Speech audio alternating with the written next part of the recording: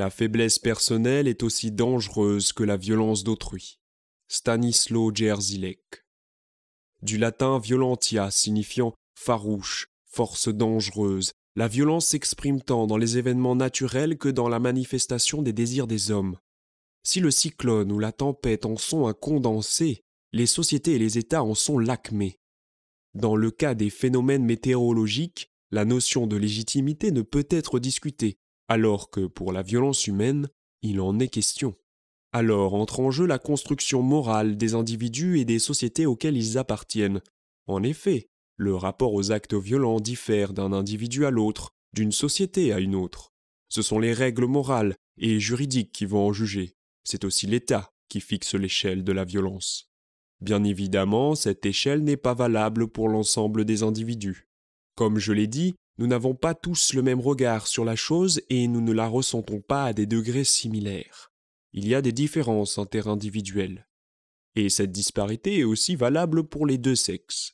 L'homme et la femme, en partie de par leur physiologie respective, abordent l'animosité et l'agressivité différemment.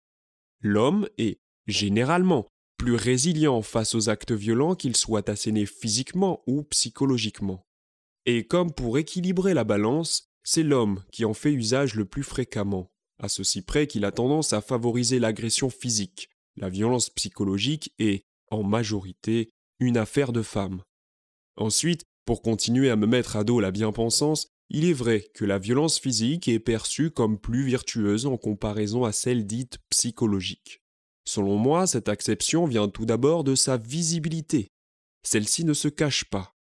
Ensuite, par sa matérialisation concrète, il est plus aisé de s'en défendre, quoi qu'on en dise. Qui choisirait le poison à la lame ? Continuons à enfoncer le couteau dans la plaie avec cette courte maxime. La violence est la force du fort. Insurgez-vous si ça vous chante. La réalité me donne raison. Je pourrais vous donner l'exemple du prédateur face à sa proie.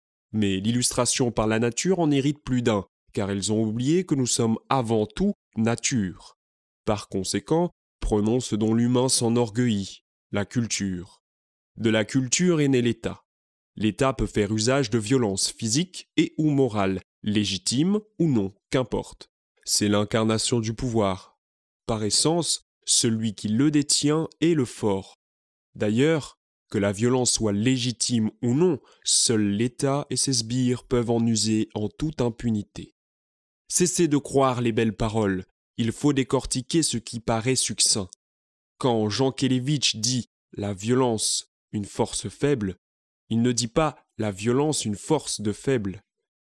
Naturellement, j'ai envie de nuancer mon propos sans pour autant dire l'inverse de ce que je viens d'énoncer.